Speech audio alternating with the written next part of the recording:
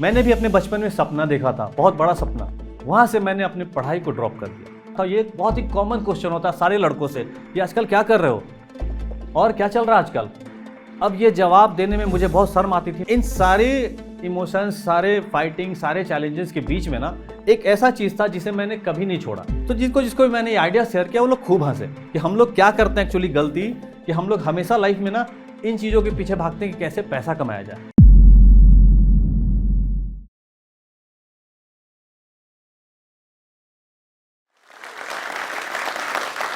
हाय, नमस्कार, प्रणाम। मेरा नाम विकास कुमार है और मैं बिहार से आया हूँ। पेशे से मैं एक फिटनेस एक्सपर्ट हूँ, लेकिन उससे पहले मैं आप सभी को ये बताना चाहता हूँ कि मैं आज जो कुछ भी हूँ ना, ये कभी मैंने सपने में भी नहीं सोचा था कि मैं एक फिटनेस एक्सपर्ट बनूंगा। और मेरी जर्नी भी स्टार्ट होती है वैसे ही जैसे सारे बच्चों की स्टार्ट होती है ना, सपने देखने से। मैंने भी अपने बचपन में सपना देखा था, बहुत बड़ा सपना, कि मैं कुछ करूँगा। तो सारे सारे लोग सोचते हैं कि मैं डॉक्टर बनूंगा, इंजीनियर बनूंगा, तो मैं भी मजाक में सभी से कहता था कि मैं पायलट बनूंगा। लेकिन मुझे ये नहीं पता था कि सपनों को पूरा करने के लिए ज़रूरत होती है पैसों की। सो मैं बताना चाहूँगा कि मैं एक लोअर मिडिल क्लास फैमिली से बिलोंग्स करता हूँ। मेरे पिताजी पुलिस विभाग के बहुत ही साधारण पद पे थे और मेरे जो सपने इतने बड़े देख लिए थे ना, तो मेरी माँ मुझे बहुत सपोर्ट करती थी, बोलती थी कि मेरा बेटा तो राजा बेटा है, तुम जरूर करोगे। मेरी माँ मुझे हमेशा मोटिवेट करती थी। वो बेचारी कभी मुझसे ये नहीं कहती थी कि नहीं बेटा, हमारे पास पैसे नहीं है कि हम तुम्हारे सपनों को पूरा कर सके। खैर, स्कूलिंग शुरू हो गई, पढ़ाई चलती रहती थी, मेरे सपने मेरे साथ साथ बड़े हो रहे थे, मेरी इच्छाएं बड़ी हो रही थी पायलट बनने की। और मुझे बिल्कुल नहीं पता था, मेरे माँ बाप ने कभी मुझे ये जाहिर नहीं होने दिया कि बेटा तुम्हारे सपने पूरे नहीं हो सकते हैं। खैर, वो दौर भी आया जब मैं बड़ा हो गया, मैं कुछ करने की चाहत में आगे बढ़ने लगा, धीरे धीरे मेरी समझ बड़ी हुई और तब मुझे पता चला कि जो सपना मैं बचपन से देख रहा था वो मेरे माता पिता के लिमिट के, उनके जो परिस्थितियों के बहुत ही बाहर की चीज़ है। और वो मेरा पहला एक सपना था जो टूटा। टाइम में क्रेज था बीसीए और एमसीए करने का। तो मैंने डिसाइड किया, मैंने बहुत जिद किया कि मम्मी कम से कम कंप्यूटर इंजीनियर तो बनने दो, मुझे बीसीए तो करने दो। माँ ने मेरी जिद बहुत ही मुश्किल से पूरी की। पिताजी से रिक्वेस्ट किया कि चलिए इस पर खर्च करिए, शायद कुछ कर जाएगा। जैसे कि हर माँ बाप का सपना होता है कि बेटा कुछ कर जाएगा तो परिवार का सहारा बनेगा, काम आएगा। खैर, मैंने बीसीए में एडमिशन लिया, मैंने पढ़ाई शुरू की। लेकिन अब बारी थी कि जब कंप्यूटर इंजीनियर बनना है, कंप्यूटर का कोर्स करना है, तो कंप्यूटर भी होना चाहिए। माँ बोलती थी कि ठीक है बेटा, खरीदेंगे खरीदेंगे। फर्स्ट सेमेस्टर हुआ, सेकेंड सेमेस्टर हुआ, और एक वक्त ऐसा आया कि जब मैंने अपनी माँ को खो दिया। मतलब सच बता रहा हूँ, मतलब माँ को नहीं खोया था मैंने, पूरी दुनिया खो दी थी। क्योंकि फिर मैं दिल की बातें किसी और से शेयर नहीं कर सकता था, मैं जिद किसी और के सामने नहीं कर सकता था। मेरी दो बहनें थी जिनकी शादियां करनी थी, अब सारी रिस्पॉन्सिबिलिटी मेरे पिताजी पे थी। पिताजी ऐसे डिपार्टमेंट में थे, उनका काम इतना चैलेंजिंग होता था कि वो उसमें ही ज़्यादातर बिजी रहते थे। अब चूंकि माँ से मैंने जो कुछ भी सीखा था ना, ये मेरा दायित्व था, मेरी जिम्मेदारी थी। चूंकि बहनें मुझसे बड़ी थी, फिर भी मैंने घर को संभालना शुरू किया। और मेरे पास अब दो ही रास्ते थे, या तो मैं अपने सपने पूरे करूं, कंप्यूटर खरीदूं, पढ़ाई में जो कोर्स का फी है उसको पे करूं, या मैं भी माँ की तरह सोचूं कि मुझे बहनों की शादियां करनी है। वहां से मैंने अपनी पढ़ाई को ड्रॉप कर दिया। मैंने बीसीए कंप्लीट नहीं किया, मैंने कंप्यूटर नहीं खरीदा। अब मैं बिल्कुल अकेला अपने लाइफ में लड़ना था मुझे। अब सोसाइटी में चूंकि मैं बड़ा हो चुका था, यंग हो चुका था, ये बहुत ही कॉमन क्वेश्चन होता है सारे लड़कों से कि आजकल क्या कर रहे हो और क्या चल रहा है आजकल। अब ये जवाब देने में मुझे बहुत शर्म आती थी, मैं लोगों से भागने लगा। मैंने पता नहीं था कि मैं क्या जवाब दूं, मैं आखिर कर क्या रहा हूं आजकल, कुछ नहीं कर रहा था मैं। तो मैंने सोचा इसका जवाब देने का सबसे अच्छा तरीका यह है कि कुछ छोटा मोटा जॉब कर लिया जाए, कुछ कहने लायक तो हो जाएगा। तो उस टाइम में मुझे एक न्यूज़ चैनल में मेरे फ्रेंड ने बताया कि जाओ यहाँ पे एक मार्केटिंग का जॉब है, कर लो। मैंने भी सोचा चलो झोला लेकर घूमता रहूँगा, एड मार्केटिंग लाऊंगा, कुछ पैसे भी आ जाएंगे। और उस चक्कर में मुझे थोड़े बहुत खर्च करने पड़े, उल्टा जाना पड़ता था, जगह जगह पे डोर टू डोर विजिट करना पड़ता था। मेरे पास पैसे नहीं थे तो मैं पैदल चला करता था वहाँ पे। उसके बाद ऐसा हुआ कि उस काम में मुझे लगा कि ये फ्रूटफुल नहीं है, इसमें कुछ सक्सेस नहीं होगा, तो मैं स्विच करके दूसरे फील्ड में गया। मैं एजुकेशन के फील्ड में गया, वहाँ से मैं फिर दूसरे फील्ड में गया। अलग अलग कोर्स के लिए लोगों को मैं कन्विंस करता था कि आप ये कोर्स कर लो, वो कोर्स कर लो, ताकि मुझे सैलरी मिल सके, मैं अपने पापा को कुछ सपोर्ट कर सकूँ फाइनेंशियली, फिजिकली, हर तरह से, मेंटली। लेकिन वहाँ भी मैं फेलियर हुआ। इन सारे इमोशंस, सारे फाइटिंग, सारे चैलेंजेस के बीच में ना एक ऐसा चीज़ था जिसे मैंने कभी नहीं छोड़ा, और वो था फिटनेस। फिटनेस को मैं हमेशा साथ में लेकर चलता था। मुझे फिट रहना, मुझे बॉडी बनाना मुझे बहुत अच्छा लगता था। लेकिन यकीन मानिए, बचपन में मैं फिर से आपको ले जाना चाहूँगा, फिटनेस में भी मैंने बहुत चैलेंजेस फेस किया। मेरे पास पैसे नहीं हुआ करते थे कि मैं अच्छी डाइट ले सकूं, क्योंकि मैं बता चुका हूं कि मेरे पिताजी का क्या जॉब प्रोफाइल था। लेकिन फिर भी मैं चना, गुड़, केला, ऐसे मतलब जो भी बिहारी डाइट होता था ना हमारा, वो खा खा कर किसी तरह मैं अपने शरीर को फिट बनाने के लिए, स्ट्रांग बनाने के लिए लगा रहता था। जॉब चल रहा था, फिटनेस चल रहा था, लगा रह रहा था, सक्सेस हाथ नहीं आ रहा था। जो एक चाहिए था, एक लेवल, एक फेज, वो मुझे नसीब नहीं हो पा रहा था। खैर, वो जॉब, जो आखिरी जॉब मैं कर रहा था, उसे भी मुझे किसी कारण से छोड़ना पड़ गया। मुझे लोगों के ताने मिलने लगे, क्योंकि वो जब मैंने वो जॉब छोड़ा ना और दूसरा जॉब स्विच करने में मुझे लंबा टाइम लगा, मुझे जॉब मिल नहीं रहा था। लोग ताने मार रहे थे और मैं जिम लगातार जा रहा था, मैं एक्सरसाइज कर रहा था। मुझे लोगों ने ताने मारने शुरू कर दिए कि तुम लाइफ में कुछ नहीं करोगे, तुम सिर्फ ये बॉडी बनाओगे, सिक्स पैक दिखाओगे और बस ऐसे ही तुम घूमते रहोगे। क्योंकि मेरे बिहार में ना, छोटे शहर में, आज से बहुत पहले ना, फिटनेस को, जिम को लोग समझते थे कि ऐसी, मतलब जो लड़के हैं ना, ये लोग बस ऐसी मतलब हीरोगिरी करते हैं, मतलब ऐसी कुछ करते हैं, उसका कुछ करियर नहीं हो सकता है, ये लोग मतलब कुछ सोचते नहीं अपने बारे में।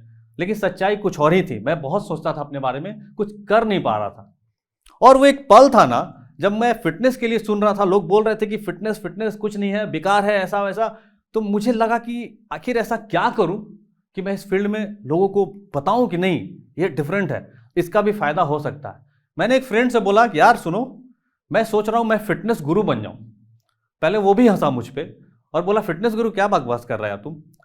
तो मैंने बोला, नहीं, एक पिक्चर देखी ना तुमने सलमान खान वाली। मैंने लिटरली ऐसा ही बोला था कि वो सलमान खान वाली पिक्चर देखी ना तुमने, जिसमें वो लव गुरु बनता है, वो लव के टिप्स देता है। मैं भी फिटनेस गुरु बनूंगा, मैं लोगों को फिटनेस के टिप्स दूंगा, उन्हें बताऊंगा कि कैसे आप सीमित समय में, सीमित जगह में रहकर और सीमित संसाधनों के साथ अपने आप को फिट रख सकते हैं। और उसके पैसे दूंगा, उससे पैसे कमाऊंगा। तो जिसको जिसको भी मैंने ये आइडिया शेयर किया, वो लोग खूब हंसे। और वो आइडिया शुरू में समझ नहीं आ रहा था किसी को एग्जीक्यूट कैसे करना है। मैंने वीडियोस बनाने शुरू किए, ऐसे ऐसे होम वर्कआउट वीडियोस, जो कि आप घर में रह के कैसे अपने कुर्सी के साथ, सोफे के साथ, चादर, तकिए के साथ, फ्रिज के बॉटल के साथ अपने आप को ट्रेन कर सकते हैं। वो वीडियो लोगों को अच्छे लगने लगे। फिर एक अखबार वाले ने ये वीडियो देखा और मेरे आर्टिकल्स को छापना शुरू किया। और मैंने उन आर्टिकल्स में भी वही लिखना शुरू किया कि कैसे आप अपने आप को ट्रेन कर सकते हैं घर में रह के। और लोगों को ये आइडिया बहुत ही पसंद आया कि अच्छा, अपने आप को फिट रखने के लिए हमें कोई बड़ी बड़ी मशीन की जरूरत नहीं है, हमें बहुत कहीं जिम जाने की जरूरत नहीं है, बल्कि हम अपने छोटे से ड्राइंग रूम में, हम अपने बेडरूम में, हम कहीं पे भी अपने हॉल में अपने आप को ट्रेन कर सकते हैं, फिट कर सकते हैं, स्वस्थ रह सकते हैं। और उसके बाद मेरे बहुत सारे सेमिनार्स होने लगे, अलग अलग स्कूल में, कॉलेज में, कॉरपोरेट्स में। और धीरे धीरे धीरे धीरे धीरे धीरे वो सेमिनार्स बढ़ता गया, बढ़ता गया, बढ़ता गया। और मैं बिहार से बाहर जाकर भी सेमिनार्स करने लगा। और आज ऐसा हुआ है कि इस कोविड पीरियड में जब हम लोग आए, तो हम लोगों ने बहुत सारे ऑनलाइन सेमिनार्स भी किए, not only in Bihar, not only in India, बहुत सारे यूएस बेस्ड, कनाडा बेस्ड, और भी अलग अलग मतलब जो कंट्रीज है, वहाँ पे भी मैंने ऑनलाइन सेमिनार अटेंड किया। और मैं लोगों को ये बताता रहा कि कैसे अपने आप को फिट रखा जाए। कि हम लोग क्या करते हैं एक्चुअली गलती, कि हम लोग हमेशा लाइफ में ना इन चीज़ों के पीछे भागते हैं कि कैसे पैसा कमाया जाए, कैसे हम लोग अमीर बने, कैसे आगे बढ़ें।